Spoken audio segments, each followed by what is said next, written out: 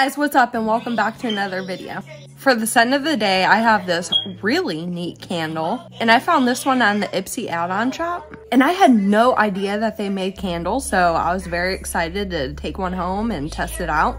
And this one's called Spice Cedar, and they're supposed to be really long lasting, and so far that has been my experience, so I've really been enjoying it so far.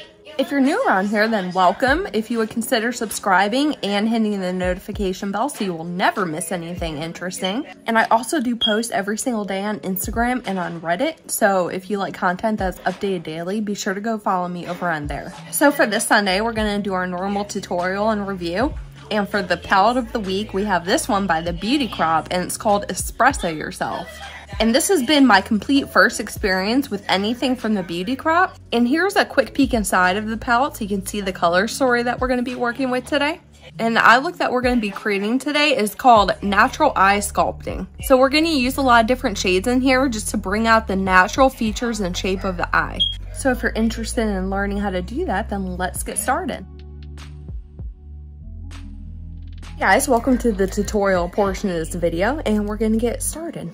So usually I like to start my eye looks by prepping and priming the eye, but we're not gonna do that today because this is gonna be a completely natural look.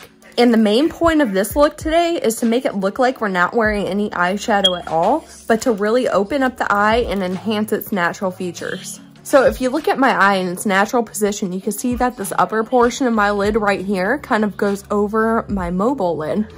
So that's usually referred to as a hooded eye. So what we're gonna do before anything is we're gonna take care of that problem. And for that, I'm gonna use these double eyelid tapes. So I got one of these tapes on my tweezer, and what I'm gonna do is I'm gonna stick that eyelid tape inside of my natural crease.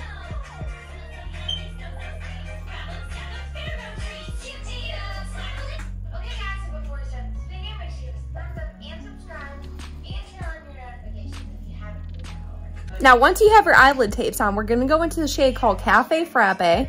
And for this, I like to use a really large fluffy brush. And we're going to set the entire eye area. Yeah, okay. There's one piece right there.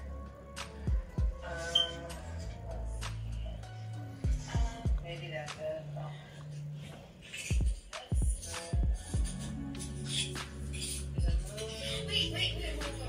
Now the next step is to take a very flat brush and go into the flat white shade, and we're going to completely sculpt out the eyebrow from the front to the back.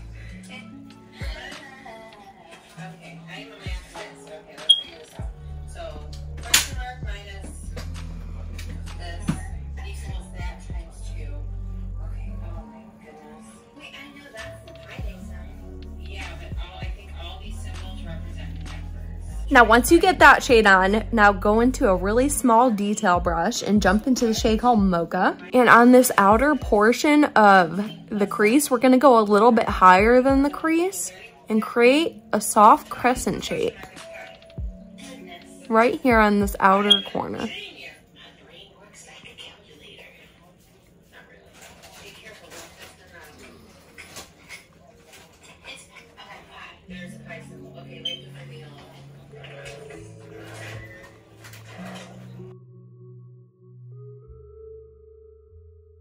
Now with that same shade and same brush, we're gonna contour this inner nose area from the front of the brow all the way down to about right here.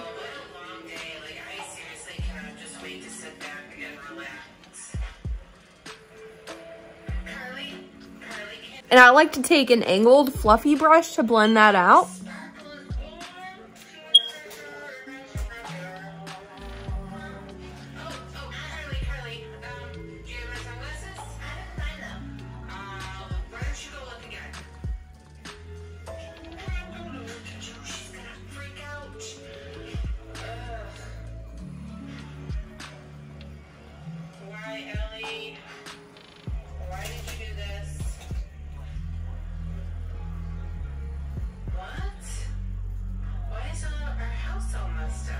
Next, we're going to take a brown eyeliner, and you only want to fill in the outer half of your waterline.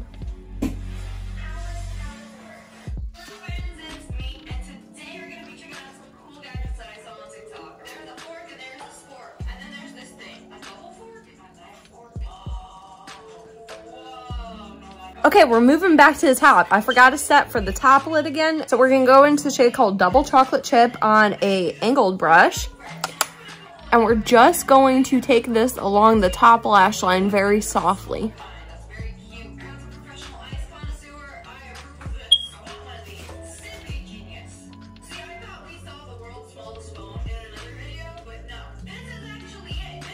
Same brush and same shade. We're gonna do the same thing on the lower lash line, but we're only gonna do the outer half of the lower lash line. So you just wanna copy underneath where we put the eyeliner.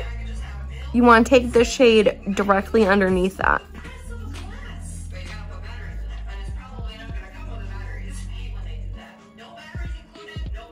And the last thing, just grab an inner corner highlight brush and go back into the flat white shade and just lightly dab that into your inner corner. Okay, so I'm gonna go ahead and put on mascara and then we will talk about the palette. Okay guys, so here's the finished look. And with this look, you don't wanna wear false lashes because it's supposed to look completely natural. And I really do enjoy this look. But if you're looking for a step-by-step pictorial for it, I will have it linked down below so you can go ahead and check that out. But if you're interested in hearing what I have to say about this palette, then keep on watching. Guys, welcome to the review portion. Here's the palette that we're going to be talking about today. Like I said, it's from the Beauty Crop and it's called Espresso Yourself. And the outer packaging of this is just simple cardboard packaging. And when you open it up, there is a mid-size mirror on the inside. And the color story itself is very neutral toned. And there are 21 shades in here weighing in at 0.8 grams each. These are all eyeshadows. There are no pressed pigments in here, so they are all deemed safe for the eye area. And there are only two formulas in this palette, mattes and shimmers. The mattes in here are described on their website as super highly pigmented, but I disagree with that. I think these mattes are definitely more the buildable type because some of them I had to go through and just build and build and build to even get them to show. And some of the mattes in here just aren't workable at all, and I just couldn't get them to build whatsoever. As far as the shimmer formula, I guess it's the redemption for this palette. They are not awful, and some of them are actually really beautiful, but there are also a few dud shimmers in here. So that's the problem, is you never know which one you're gonna run into. But the good ones are super good and they perform like a foiled metallic. And each one in here does have a base pigment, which I really do enjoy. So I'm gonna quickly show you some swatches that I took from this palette so you can see how every shade looks swatched out.